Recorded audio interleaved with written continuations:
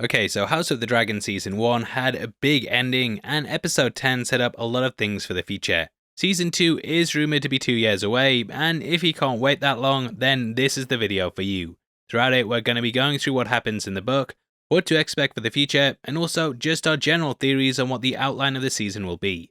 Because of this, there will be heavy spoilers, so if you don't want anything ruined, then I'll recommend that you turn off now. If you enjoy the video, the thumbs up is much appreciated, and make sure you bend the knee and subscribe for more breakdowns like this every day.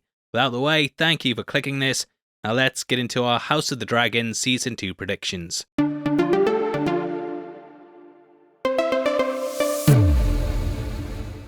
Okay, so Season 1 actually set up a number of things in its final few scenes.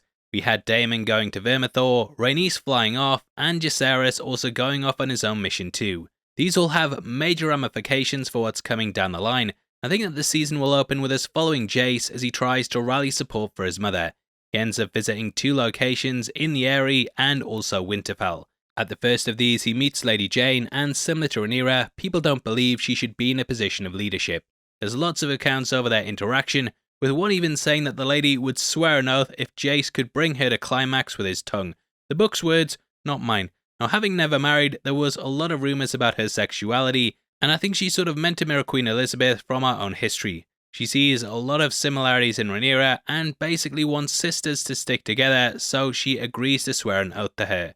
Jace also visits Winterfell. I think this would be a great place to start things off. The location is of course really iconic when we're talking Game of Thrones, and it would bring the Starks back into the fold after they made a brief appearance at the end of episode 1. Munkin's True Telling says that Cregan Stark and Jacaerys got on like a house that had just had Jacaerys said to it, and they became good friends. That was a really bad joke. Now the work says that the prince reminded the Lord of Winterfell of his younger brother, who had sadly died 10 years before. It says they drank together, hunted together, trained together, and swore an oath of brotherhood sealed in blood. Bad boys for life.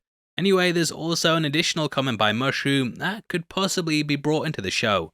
This talks about a girl that Jace ended up marrying whilst he was out there, and we learn her name was Sarah Snow. Referred to as a wolf girl, she was said to be the bastard of Lord Rickon Stark, and the pair got it on.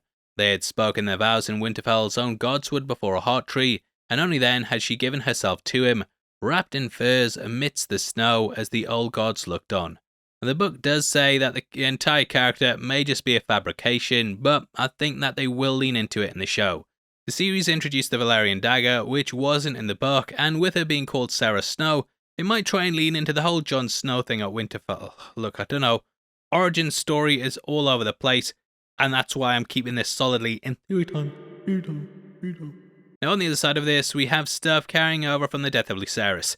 In the book, this started off a major retaliation from Rhaenyra's side, and Daemon promised her there would be a son for his son.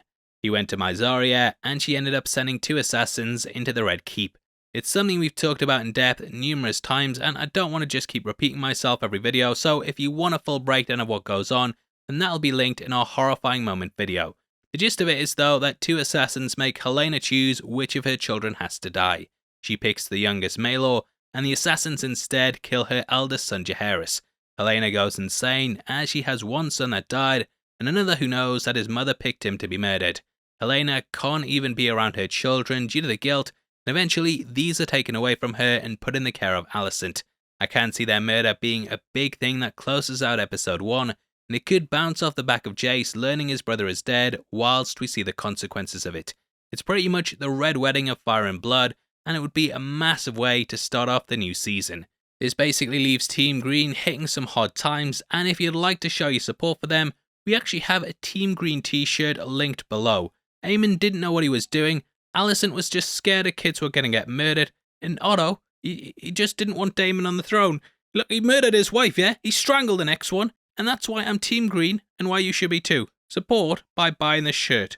Linked in the description, celebrate with us, and don't buy that red and black shirt Greg is pushing at Real Rejects, because the guy's a scumbag. Now Aegon wants revenge for this, and continuing this eye for an eye mentality, he puts his own plans into place. They go to Arryk Cargyll and come up with a plan for him to do an old switcheroo.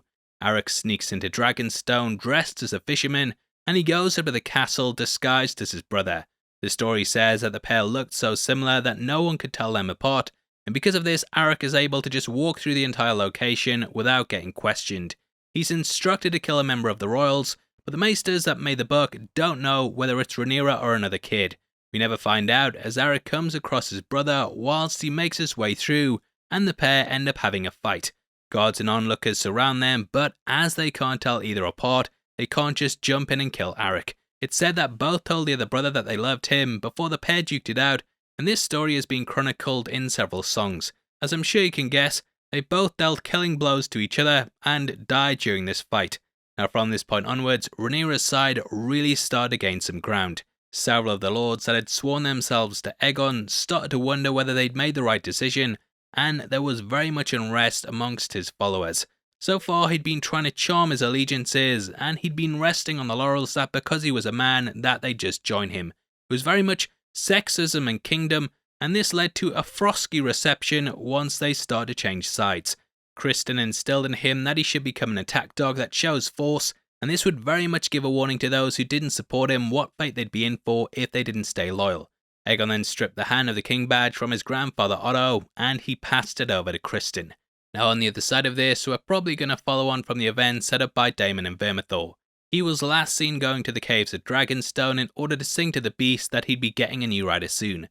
Vermithor was originally Jacaerys' dragon, and after the king died, he retreated to the caves to live without a rider. Daemon went to him, and he also tried to round up the other dragons on the island in order to strengthen their forces. This was something known as the Sowing, though it would later be called the Red Sowing due to all the people that got killed trying to mount the dragons. Amongst them was Steffon Darklyn, one of the knights we got to know a bit better in episode 10. Anyway, there's a bit where they basically round up all the bastards on Dragonstone. Sound a bit like Robert Baratheon there with the Saint Bastards. But what I mean by this is that the castle was surrounded by villages that the Targaryen royalty used to constantly frequent. They'd come down from the castle, get drunk and sleep with people in the village, and this would eventually lead to several bastards being created. These were known as the Dragon Seeds, and they were basically seen as people who had dragon blood in them so they could mount and ride the beasts.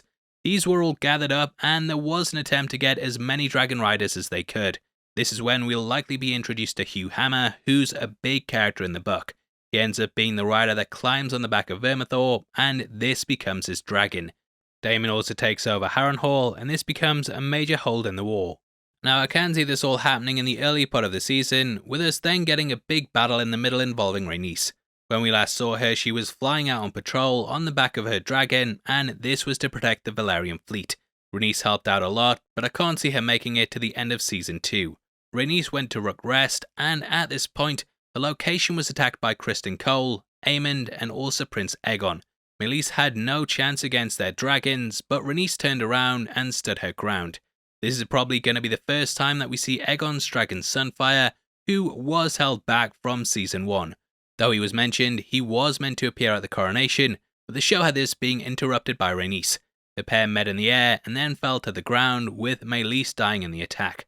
There was a burned body found next to the dragon, but it was so blackened that it couldn't be identified. Aegon was also severely injured during this, and it's said that his armor was melted to the point that it actually fused with his skin. Half of his body was burned, and because of this, he had to rest up. Aemond took over the throne, and as season 1 showed us, he does think he'd be a better king. From here, I can see the season culminating with the death of Jacaerys, and therefore the ending of it will mirror the ending of season 1 with his brother Lucerys. The book has this happening during an event known as the Battle of the Gullet. Since season 1's end teased towards this being protected by Corlys's fleet, I think the seeds will be sown for this being a big showdown down the line.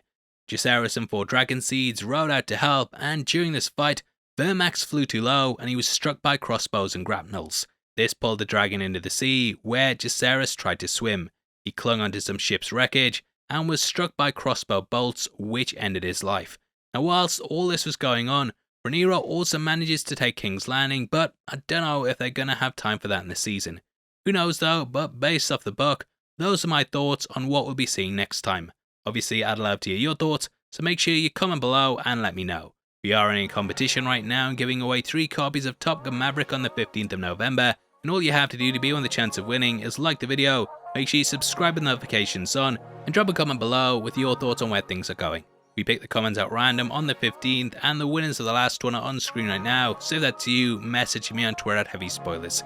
If you want something else to watch, make sure you check out our breakdown of episode 10, which will be linked on screen right now. Lots of things to talk about, it's one of our best videos ever, so definitely go head over there right after this. Out of the way, thanks for sticking through the video, I've been Paul, and I'll see you next time. Take care, peace.